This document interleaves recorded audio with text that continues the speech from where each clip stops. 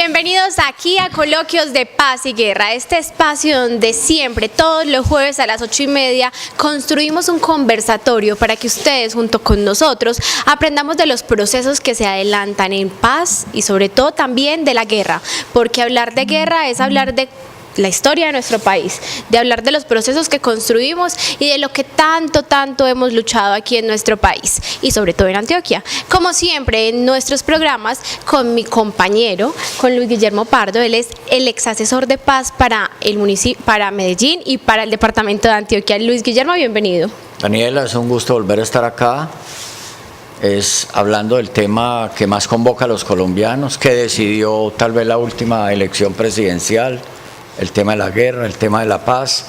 Este es un programa de mucha información, de mucho conocimiento, en la búsqueda de una cultura de paz y de una pedagogía de paz. Por consiguiente, estamos muy satisfechos de los avances y los desarrollos del programa. Está como gustando, Daniela, ¿no? Claro que sí, este programa, pues hablo de las personas que nos han contactado y que todos los jueves están conectados con nosotros, porque este es un espacio donde aprendemos, porque es tan importante saber de la historia como saber claramente de dónde venimos, ¿cierto? Y hablar de la historia de nuestro país sí o sí tiene que estar marcado por todas las guerras que hemos pasado, ¿no, Luis Guillermo? Pues yo pienso que Colombia sigue estando en una encrucijada, tenemos temas muy importantes, hay uno que sigue vigente, que es el conflicto urbano. No nos cansaremos de hablar de ese tema, las comunas de Medellín explotan con periodicidad, la vacuna sigue, los muros invisibles siguen, un líder es detenido o es asesinado e inmediatamente reemplazado por otros líderes. Y muy pocos testimonios tenemos de la guerra, de esa guerra urbana. Entonces, este programa en toda su pedagogía, en su infinita sabiduría de plantear verdades, de plantear realidades, de plantear liderazgos naturales, liderazgos de verdad, no liderazgos aliñados, ni adornados, ni enclaustrados, hoy va a girar su programa sobre ese tema que es demasiado trascendental para nuestra ciudad y para todas las ciudades de Colombia y otras ciudades del mundo. Le pregunto, Luis Guillermo, ¿usted alguna vez ha ejecutado, ha sabido cómo tener una prevención para estar de pronto involucrado, de pronto estar con una persona cercana con todo lo que es el delito, por así decirlo? Porque yo creo que en Medellín, a ver, la guerra no está lejos de nuestras casas y nuestro vecino podría ser el delincuente, nuestro vecino podría ser el bandido, y uno cómo puede prevenir de pronto relacionarse y quedar ahí como en esa red. A nosotros ha llegado un libro que se llama Reflexiones para la prevención del delito. Crónicas de un bandido. Crónicas de un bandido. Y es lo que vamos a hablar con un actor en vivo y en directo, un actor vivo del conflicto urbano. Ya está en otra situación, en otra dimensión, en otros caminos, por supuesto, pero este libro nos va a permitir hacer una reflexión muy importante, en vivo, en directo, con un actor fundamental de ese conflicto urbano. Esa persona es Jorge Iván Mejía Moreno. Él hoy estará aquí en nuestra mesa para hablar sobre todo lo que ha sido el conflicto alrededor de su vida, que lo inspiró para escribir este libro, porque claramente, como se los decía ahorita, Reflexiones para la prevención del delito, es que el delito está cerca a nosotros, día a día lo vivimos, día a día tenemos conocidos, familiares, posiblemente vecinos. ¿Cómo prevenir caer en esa red? ¿Cómo prevenir de pronto quedar entrelazado en todas estas cosas que posiblemente no están bien vistas para muchas otras personas? Así es, Crónicas de un bandido va a ser la guía de nuestra entrevista de hoy. Vamos a ir a un pequeño corte de comerciales, pero no se desconecte de aquí de Coloquios de Paz y Guerra, porque le tenemos un personaje que a ustedes les va a encantar. No canalee. No canalee.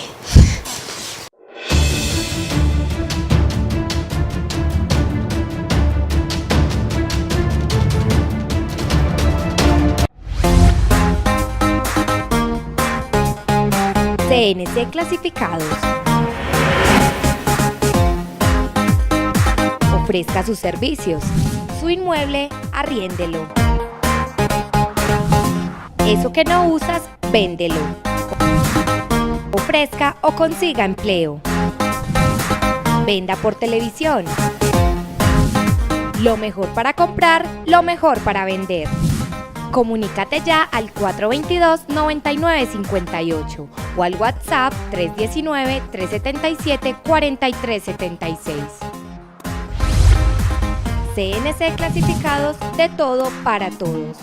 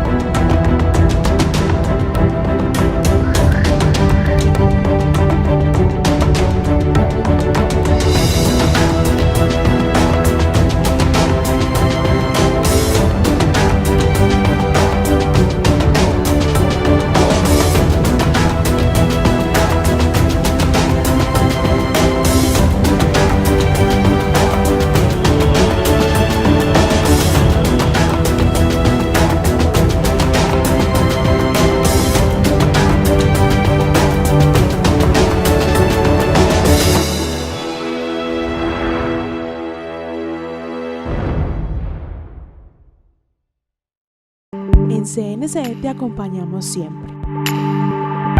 Síguenos en Facebook, canal CNC Medellín. Twitter, @CNC Medellín. Instagram, CNC Medellín. Visítanos en www.canalcncmedellin.com.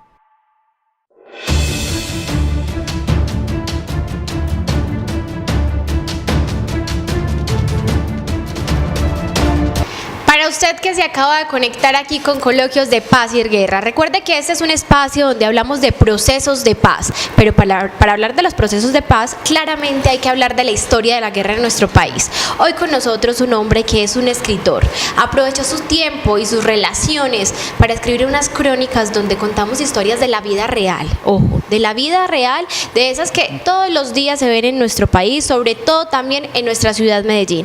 Él es Jorge Iván, bienvenido aquí a Coloquios de Paz y Guerra. Hola Daniela, muchas gracias. Gracias Luis Guillermo por invitarme.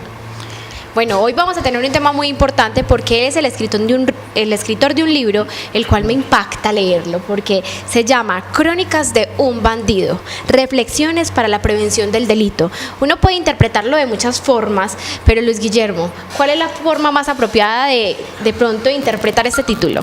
Esto es inédito, es una vivencia de un hombre que estuvo vinculado durante muchos años como actor en el conflicto urbano. E hizo parte de las redes delincuenciales de Medellín, de Antioquia, y las redes delincuenciales de Medellín se extienden más allá de Colombia. Hizo parte de todo ese contexto. Vivió lo que ha vivido, sufrió lo que ha sufrido, y hoy es un estandarte de por qué es necesario superar el conflicto urbano. Esas generaciones de jóvenes que se crean en medio de la violencia, de la pobreza, y que van aprendiendo el arte de delinquir desde muy niño. Hoy, Jorge, a quien se le dice cariñosamente el búho, ¿lo puedo decir? Bueno, ya lo dije, el búho, tiene una historia de guerra, y hoy es una historia de paz. Ese es lo fundamental de este coloquio de hoy. Pero vivencia de guerra y vivencia de paz. Él siempre se me adelanta. ¿Por porque qué? ¿Qué pasó? Yo quería que el invitado aquí nos contara, porque como lo hemos dicho mucho aquí en estos coloquios, todo tiene una razón de ser en la vida. Y no, una persona está donde está por su historia en la vida, por lo que le ha tocado vivir. Y yo quiero que sea usted, señor Jorge, quien nos cuente cómo llegó a donde llegó. ¿Cómo fue ese proceso, esa niñez? ¿Qué pasó en su vida para que usted en ese momento fuera señalado? Y pues me va a disculpar que de pronto la palabra sea un poquito pues fuerte, pero ese es el bandido, y que muchas personas lo tuvieran tildado a usted con ese nombre y que usted de pronto haya realizado un montón de cosas que hoy de pronto no se siente orgulloso. Bueno, mi infancia fue una infancia muy bonita, fui un niño más cachetón de lo que soy ahora, muy querido, gozaba de amor de padre y madre, soy el segundo de 6 hermanos, crecí en el barrio Aranjuez. Comuna 4, para Comuna contextualizar a los televidentes. Tuve una infancia muy normal y muy alegre hasta los 10 años. Luego mi papá tuvo un revés económico, la situación del barrio cambiaba, nuestra situación económica cambió bastante fuerte y decidí, por la situación económica, por el cambio del espacio donde me encontraba y por un nuevo grupo de amigos que encontré en mi colegio, vincularme a otro tipo de cosas paralelas al estudio. Entonces, ¿A qué edad? a los 12 años me dieron la oportunidad lavando motos y haciéndole mandados a los bandidos de la zona, para poder ganarme el puestico que va uno ocupando en los espacios. Perdón, ¿de qué año en concreto estamos hablando, Jorge? Estamos hablando de principios de septiembre de 1982. 1982, donde ya comenzó en la década donde comenzó a prenderse en Medellín el conflicto urbano. Es la década de origen del conflicto urbano en la ciudad de Medellín, emergencia del narco y milicias populares de varias organizaciones guerrilleras. Ese es el contexto histórico. Hablemos de la estructura de lo que hay en un grupo, de una organización pues que se dedica a delinquir en los barrios, porque pues uno lee y escucha en las noticias que dentro de estos grupos se va creciendo. Entonces comenzábamos como el que lava las motos, el que les hacía los mandados, y cómo es ese proceso evolutivo dentro de la organización. Bueno, se comienza haciendo los mandados, luego... ¿Qué tipo de mandados, Jorge? No, pues mover armas, mover droga, llevarle el mercado a la mujer del que coordina. Ojo, es que este programa lo tienen los padres y las madres, ojo, y los hermanos mayores. Es que los niños los comienzan a enredar, a vincular a las redes delincuenciales haciendo este tipo de tareas. Volvamos a repetir, por favor. Sí, las mayores estrategias de vinculación son con transporte, movimiento de cosas legales e ilegales. O sea, mensajero. De mensajería y de campaneros. Y de campanero, o sea, vigía, pues. El campanero es el que se para a jugar bolas, a jugar con un balón, pero avisa cada vez que hay movimientos de gente extraña en el sector, el que avisa cuando está pasando la policía, con qué periodicidad, es el que tiene las cuentas de todos los movimientos anómalos en la cotidianidad. Así comienza, y eso es común en todas las comunas de Medellín, ¿o no, Jorge? Sí, eso así comienza y así se recicla el conflicto urbano en Medellín y en otras ciudades. Por eso hemos dicho en nuestras denuncias, ojo, los niños y las mujeres cada vez comienzan a ser más utilizados por las redes delincuenciales, y eso dice la historia. Pero queríamos, el testimonio de Jorge es un testimonio vivo, es una experiencia que da origen a este libro, pero además tuvo la valentía de escribir un libro sobre su experiencia. Después de ser carrito, ¿qué siguió? Y mensajero. Bueno, ya pasé a poder robar motos, robar joyerías. En ese tiempo hacíamos todo tipo de hurtos. Luego ya la etapa de conflicto, que ya fue irnos a guerra con diferentes grupos de la ciudad. Llego a prisión en el 86. Espere. O sea, en esa comuna 4 estaban cerquita los Priscos, ¿no? ¿Ok? Podemos hablar de en los límites comuna 4 y comuna... No, claro, toca hablar, Jorge, para eso estamos acá. Para esta experiencia de vida debes generar reflexión, debe generar debate y debe generar soluciones. Sí, yo alcancé a ser parte de los carritos de los Priscos en el sector de Los Olivos. Dani, ¿se da cuenta por qué pregunté, Daniela? Porque es la historia real, de carne y hueso. Tú ni habías nacido tal vez, Daniela. No había nacido. Bueno, me parece muy importante aclarar y decir algo que va más de la persona, ¿cierto? Hacías parte de un grupo y comenzaron esos problemas con otros bandos, la guerra interna por tener el poder. no se levantaban con miedo, pues uno decía, "Jue madre, de pronto hoy va a ser mi día". Todos los días se viven como el último. Y el miedo siempre está. Lo que pasa es que en la vida no solo la ilegalidad, en la vida todo hay que hacerlo con miedo y todo. Nos vamos con el miedo de la mano y trabajamos igual con él. Hay que saberlo enfrentar y saberse acomodar a las situaciones dependiendo de lo que suceda. La expectativa de vida cuando uno está en la guerra, uno no piensa en meterse a una universidad porque uno no va a durar 5 años, según su expectativa. Uno dice, si estoy de buenas, duro 6 meses, dejo planteada la familia y me voy.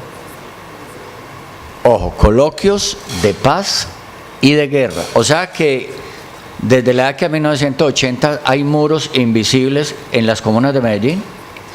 Los muros invisibles comenzaron más o menos en el 87, 88. Década de 1980. Después de que el M-19 y las FARC comenzaron a montar en las laderas de Medellín sus milicias populares. Milicias populares.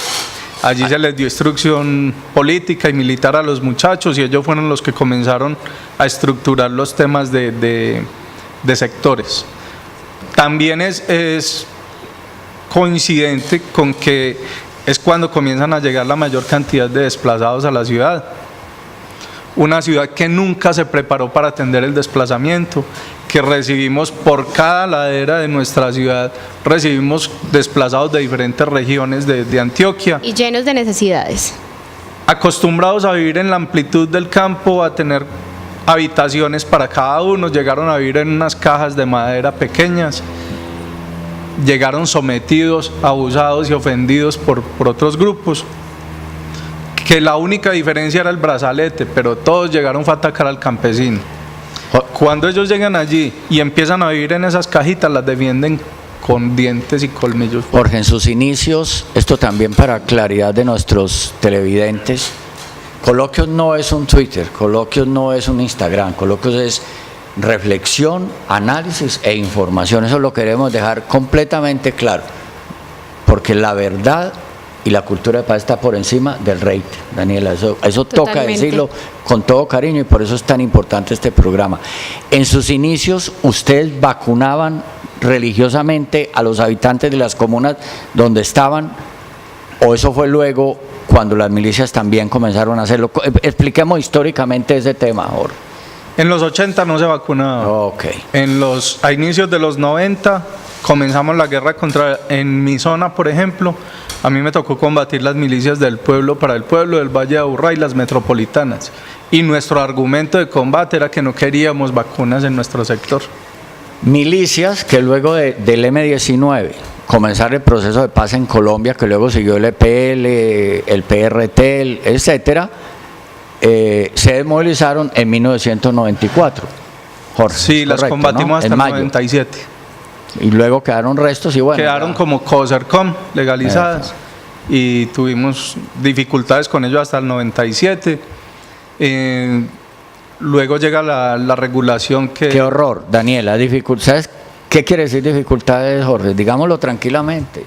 Guerra. Dificultades son guerras, sí, bueno. Bala para allá y para acá. Entonces, en la década del 90 es que comienza la vacuna en las comunas de Medellín. Sí. Okay. Esto es un dato histórico bastante importante. Yo creo que hay algo muy importante y hay que hablar un poquito de política, porque obviamente y claramente en nuestra ciudad todos los alcaldes que han llegado, yo creo que después del 80, pues han llevado la bandera de la paz y de luchar contra toda la problemática que hemos tenido en absolutamente todas las comunas de Medellín, y que es algo que no es mentira para todos los ciudadanos. Y mi pregunta es, ¿cómo es esa relación con los alcaldes? Pues porque uno escucha muchos rumores, pero entonces, ¿realmente cómo es esa relación? Porque algo tenía que pasar, o por detrás, o lo mostramos delante de cámaras, pero ¿cómo era la relación? ¿A qué acuerdos llegaban ustedes de pronto por allá por debajo de la mesa, o no habían acuerdos con los alcaldes que llegaban a la ciudad de Medellín? Yo no alcancé a estar en ese nivel de la estructura en Medellín, pero había un dicho muy grande, dejar ver, dejar pasar.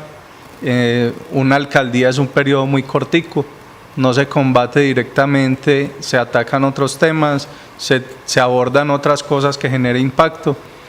El alcalde actual, por ejemplo, está buscando impacto atacando solo las cabezas de los combos y no atacando la verdadera problemática, Entonces cada uno ha buscado siempre cómo intervenir.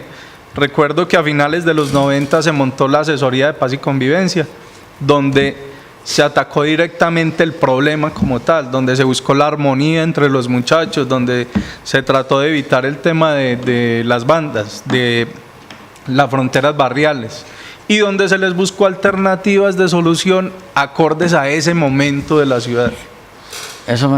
Yo fui el último asesor de paz de la ciudad de Medellín, por supuesto, de la que está hablando Jorge. Fui su usuario alguna vez. Estuvimos, ya nos relacionamos en esa época buscando la paz, la reconciliación en las comunas de Medellín. Afortunadamente acabaron la Asesoría de Paz y Convivencia. Tristemente. Hoy hay muchos organismos encargados de seguridad, ninguno de la paz y la convivencia, y hay un fracaso de esa política. Hay un texto que yo quiero, Daniela, que tú leas, que está inmerso en el libro de Jorge, en el capítulo sobre contexto, que es muy bello y es muy importante porque obliga a una reflexión de acá, Daniela, hasta acá, por favor, porque eso nos invita a una reflexión muy importante para los niños, los jóvenes, sus padres, ojo, con los padres, mamá y papá. Yo creo que es muy importante recordarles que este libro lo escribió Jorge luego de su paso por la cárcel, ¿verdad? Bueno, entonces vamos a leer. Asimismo vemos cómo se toma con tranquilidad la utilización de la cultura mafiosa, la vía rápida para conseguir cualquier peso que ayude a solventar las cargas del hogar, el soborno por un trámite más ágil en la oficina, por responder con mayor celeridad, una carta, dar un sí, en fin, para saltar los protocolos por una gratificación que ayudase a su mejor vivir, a un vestido para la esposa, a un juguete para el hijo, esa vía rápida que no daña a nadie y que los sigue mostrando como una persona de bien. Y yo creo que la realidad de muchos ciudadanos. Hemos dicho, esa cultura consumista ha sido también producida por la cultura mafiosa. Es un problema estructural del capitalismo, pero tiene que ver mucho con la cultura mafiosa. ¿Hay algo de esto que no exista hoy, Jorge? ¿Sigue existiendo la misma cultura? Igual. ¿Usted qué piensa? Yo creo que no solo está vigente, sino que la gente la sigue promocionando. En parte, hay dos actores fundamentales que después de la Constitución del 91 salieron de los colegios. Uno es Dios y el otro es la cartilla de Carreño. A nosotros nos olvidó ser caballeros, se nos olvidó ser ciudadanos, se nos olvidó hacer una fila, se nos olvidó respetar el derecho del otro y nos envolvemos en un manto de ser una persona de bien porque no somos el que apretamos el gatillo, pero ¿cuántas personas de bien pagan para que otros lo hagan? El celular de moda, los tenis de marca, la ropa de marca, la mujer más operada, conseguir mujeres por la plata, ser el bacán del barrio, el bacán de la comuna. Pero ojo, esa cultura no es solo para estratos bajos, es también para los estratos altos. Por eso en Coloquio invitamos a una reflexión de los padres y las madres, que crean sus hijos en esa cultura mafiosa. Y eso va generando esa subcultura de enriquecimiento fácil que hace que un hijo se vuelva proclive a cometer delitos. ¿O no, Jorge? Es el tema de fondo. Sí, resulta que es que la vida humana la metimos en la canasta familiar y no solo del sicario que mata para llevar comida a la casa, sino de la mamá que vende su hija porque está bonita y hay un tipo con plata dispuesto a dar por ella. El tema de jugar con la moral y hacerle el quite dependiendo del discurso ha hecho parte de esta situación que nos ha obligado a vender nuestras vidas. Mire, y es que yo soy de un pueblo y yo siempre pues porque soy orgullosamente predonita, pero cuando somos de un municipio vemos que la ilegalidad llega también a los municipios y esto que leí y es que no le estoy haciendo daño a nadie si llevo este poquito de coca en el bus para hacerle el favor al mafioso o a la persona que lo va a distribuir allá. Yo no le estoy haciendo daño a nadie, pero usted está cometiendo un delito. Usted está cayendo en la misma trampa, usted está cayendo en la red.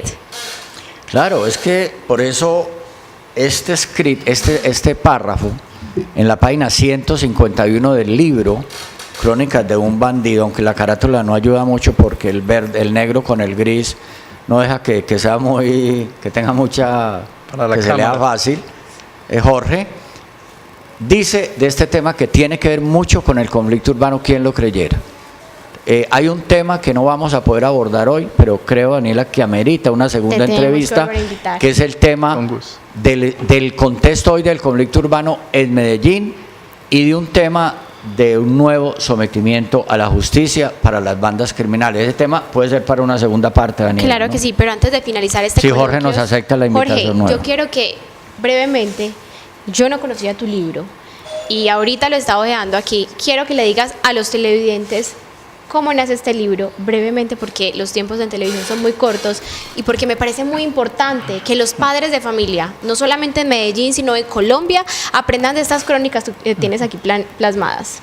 Bueno, a mí de Bellavista me trasladan para la cárcel de máxima seguridad de Guaduas, Cundinamarca, y allí no hay mucho por hacer. Y no me gusta quedarme quieto. Entonces me tomé a la tarea de escribir las historias de vida de qué pensaba y qué sentía cada persona de las que estaba conmigo en ese patio. Entonces entrevisto a un violador, entrevisto a un gay, entrevisto a un inocente, entrevisto a un paramilitar, entrevisto personas con diferente tipo de delitos sin enfocarme en el delito, sino en el sentir como persona. Con el fin de que la gente en la calle supiera qué es vivir un canazo, qué se siente estar allí, qué pasa por nuestros corazones cuando estamos en prisión y cómo esto puede servir para que los jóvenes lo tomen de ejemplo y miren, sopesen si vale la pena hacer algunas cosas con el riesgo de no solo de caer a prisión, sino de hacer que su mamá, su esposa o sus hijos sean humillados en torno a una visita de estar allá y vivan la soledad que viven aquí en la calle. Mira, Daniela, yo ayer conversando con mi hijo, a quien tú conoces, Samuel, Claro le que decía, sí. Samuel, hay un derecho, hay un bien que los muchachos no miden bien, es el bien de la libertad. Por Dios, el bien de la libertad. Eso es un bien demasiado importante. Solo quien ha estado en una cárcel sabe lo que es el infierno de las cárceles, donde son escuelas del delito. Entonces, y además, mis felicitaciones, Jorge, porque hay que Gracias. tener mucho valor, hay que tener mucho corazón, hay que tener mucho coraje para pasar de la guerra a la paz. De alguna manera nos une esa historia en Colombia de la guerra y la paz. Yo hice parte del M-19, esto es público, siempre lo digo, tuvimos experiencia de guerra, pasamos la experiencia de paz y somos un ejemplo de paz hoy en Colombia. Y yo sé que el ejemplo tuyo va a ser muy importante para el proceso que se viene de solución al conflicto urbano y de nuevo sometimiento a la justicia en Medellín. Muy amable y felicitaciones. Muchas gracias. Muchas gracias a ustedes por la compañía y recuerden que este coloquio lo pueden ver todos los jueves a partir de las 8:30 para que se conecten con nosotros y aprendamos juntos de paz y guerra. Que tengan una feliz noche.